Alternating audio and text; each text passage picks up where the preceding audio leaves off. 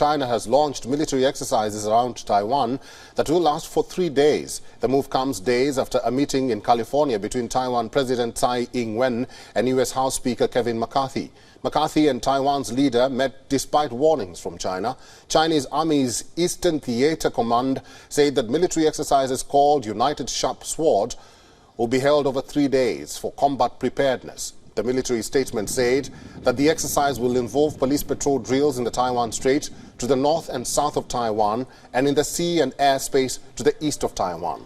The maritime authorities say that China will even hold live fire drills off the Fujian coast on Monday, the last day of the exercises. These drills, the Chinese army says, are a stern warning against Taiwan's separatist forces. Taiwan's defense ministry has hit out, saying China's move threatens regional stability and security. Last year, Chinese military's Eastern Theater Command had sent more than 1,700 aircrafts into Taiwan's air defense identification zone. That, as per Taiwan, is more than double the number from a year earlier. Taiwan says China has continued to use grey zone tactics to test Taiwan's response. Grey zone tactics include sending drones, balloons and fishing boats to areas close to Taiwan. The latest announcement by People's Liberation Army comes after China vowed a resolute response to the meeting between U.S. House Speaker Kevin McCarthy and Taiwanese President Tsai Ing-Wen. China had dubbed the meeting as an erroneous act of collusion between the United States and Taiwan. China's foreign ministry said that the meeting gravely violated the One China principle. Taiwan's defense ministry said China has used President Tsai's visit and transits in the United States as an excuse to conduct military exercises. Beijing claims Taiwan as part of its territory to be seized one day, even by force if required. However, many Taiwanese people consider their self-ruled island to be distinct, whether or not independence is ever officially declared. Recently, Xi Jinping said that China must modernize its military to make it a great wall of steel. Xi also said that China must oppose pro-independence and secessionist activities and the interference of external forces. Beijing plans to control strategic choke points and deny access to foreign forces.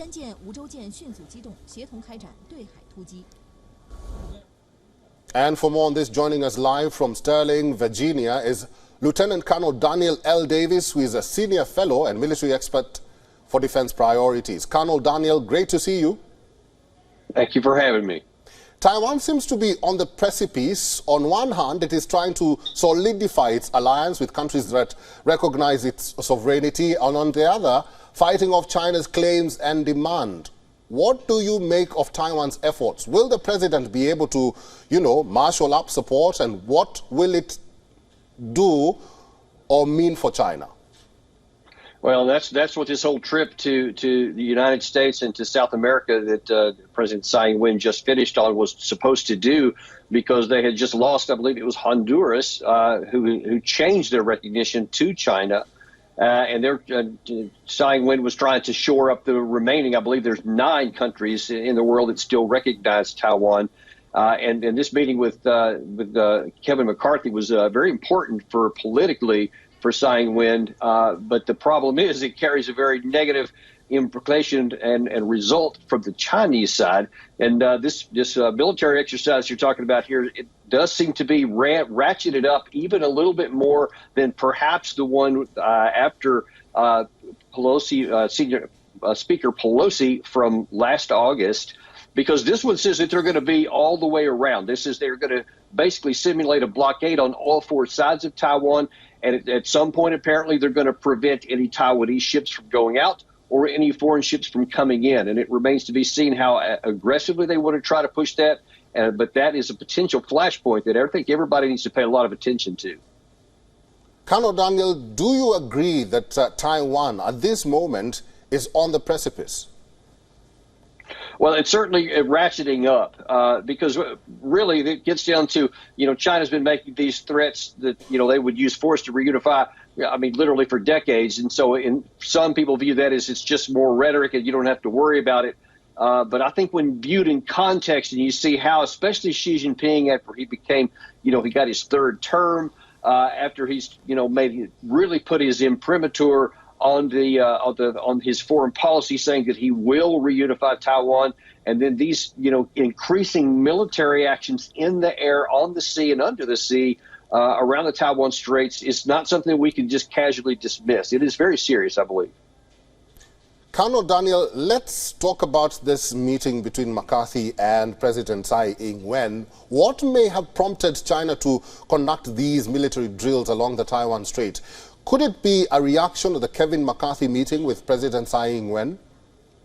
Oh, for sure it is. There's no question that that's exactly what it was, because you had last August, you had Nancy Pelosi was the first time that a sitting Speaker of that House of Representatives had gone to Taiwan. This was the first time that a sitting president of Taiwan had met with such a high-ranking official in the government of the United States. So it was, both of these are precedent-setting, and from China's point of view, it's in a negative direction.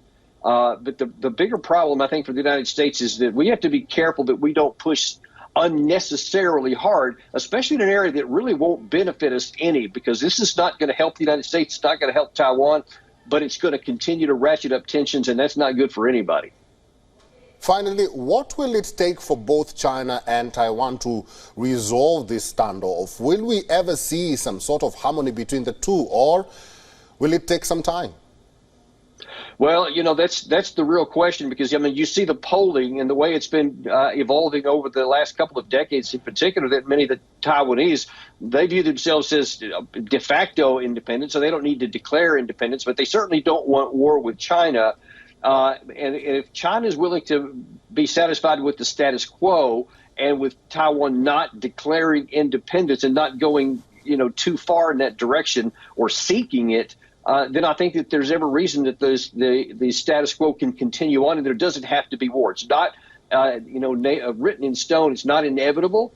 But if people continue to push both from the West and in Taiwan in this direction and ignoring anything that China's doing, it's possible that this could explode into war, and it would just be catastrophic for literally everybody on the planet.